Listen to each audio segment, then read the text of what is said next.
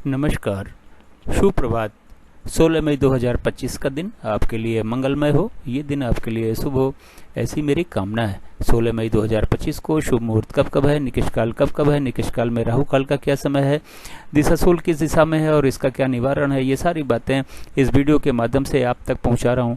Video में शुरू से आखिरी तक बने रहें। हो सकता है ये वीडियो आपके आज के दिन को मंगलमय बना दे। 16 मई 2025 को शुक्रवार का दिन है और ज्येष्ठ माह के शुक्ल पक्ष की चतुर्थी तिथि भी है। चतुर्थी तिथि 5:13 सुबेरे तक रहेगी, मतलब अगले दिन सुबेरे तक रहेगी। मीराचार्य ने काल को 5 भागों में बांटा हुआ है। महंत काल सबसे अच्छा काल, फिर अमृत काल, फिर बक्र काल। शून्य काल और राहु काल निकृष्ट काल है। इन दोनों समय काल में हमें कोई भी शुभ कार्य नया कार्य नहीं करना चाहिए। यदि हमने कोई भी शुभ कार्य नया कार्य इन दोनों समय काल में किया तो उसके सफल होने की संभावनाएं शून्य के बराबर रहती हैं। महंत काल और अमृत काल में वैसे तो आप कोई भी शुभ कार्य नया कार्य कभी भी कर सकते हैं, लेकिन बेहतर रिजल्ट पाने के लिए युवा और प्रौढ़ के समय को चुनेंगे तो अच्छा रहेगा।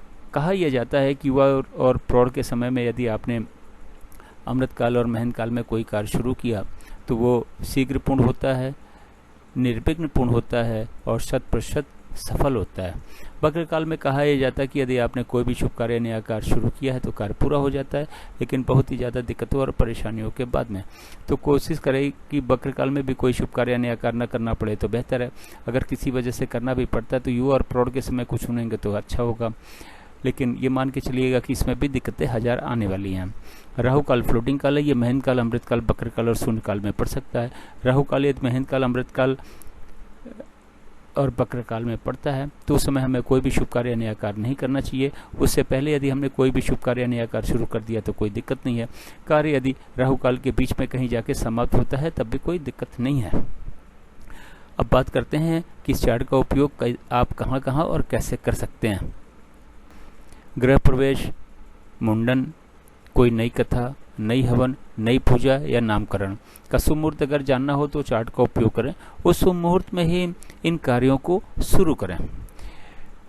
गाड़ी खरीदने जाना है, लड़की देखने जाना है, लड़का देखने जाना है, किसी से मिलने जाना है, किसी यात्रा पे जाना है, कोई फ्लैट खरीदने जाना है, कोई ज़मीन खरीदने जाना है, स्कूल में एडमिशन के लिए जाना है, इंटरव्यू के लिए जाना है, किसी एग्ज़ाम के लिए जाना है, तो घर से निकलने का शुभ मुहूर्त चार्ट में देखें। उस शुभ मुहूर्त में इन कार्यों के लिए घर से निकलें। बिजनेस मीटिंग या बिजनेस नेगोशिएशन के लिए जाना है तो घर से या फिर ऑफिस से निकलने का शुभ मुहूर्त चार्ट में देखें। उस शुभ मुहूर्त में इन कार्यों के लिए घर से निकलें। अब बात करते हैं दिशाशूल की। शुक्रवार का दिन है। पूर्व पश्चिम और दक्षिण पश्चिम की दिशा में दिशाशूल है। घर से जो खाने के बाद निकलें, लेकिन दिन होता है 24 घंटे का, सुबह 6 बजे से लेकर अगले दिन 6 बजे तक। इस 24 घंटे में कहीं जाके यदि आप वापस आ जाते हैं तो दिशाशूल का कोई दोष नहीं होता, लेकिन किसी वजह से रुकना पड़ता है तो जो से बनी हुई चीज़ें खाने के बाद तो निकलेंगे ही, लेकिन पीछे दिए गए चार्ट का उपयोग करें। यात्रा से निकलने के पहले का शुभ मुहूर्त देखें। उस शुभ मुहूर्त में ही यात्रा पर निकलें, अपनी यात्रा को सफल बनावें और जो से बनी हुई चीज़ें खा के निकलें और अपने दिशाशूल के दोष को भी समाप्त करें। मेरे चैनल सागा ऑफ लाइफ को आपने ज्वाइन किया, इसके लिए आपका बहुत बहुत स्वागत है। चैनल पे नए हो तो सब्सक्राइब करें। सब्सक्राइब कर रखा है तो बेल आइकन को ऑन कर दें ताकि जैसे ही मैं वीडियो डालूँ आपको सूचना मिल जाए।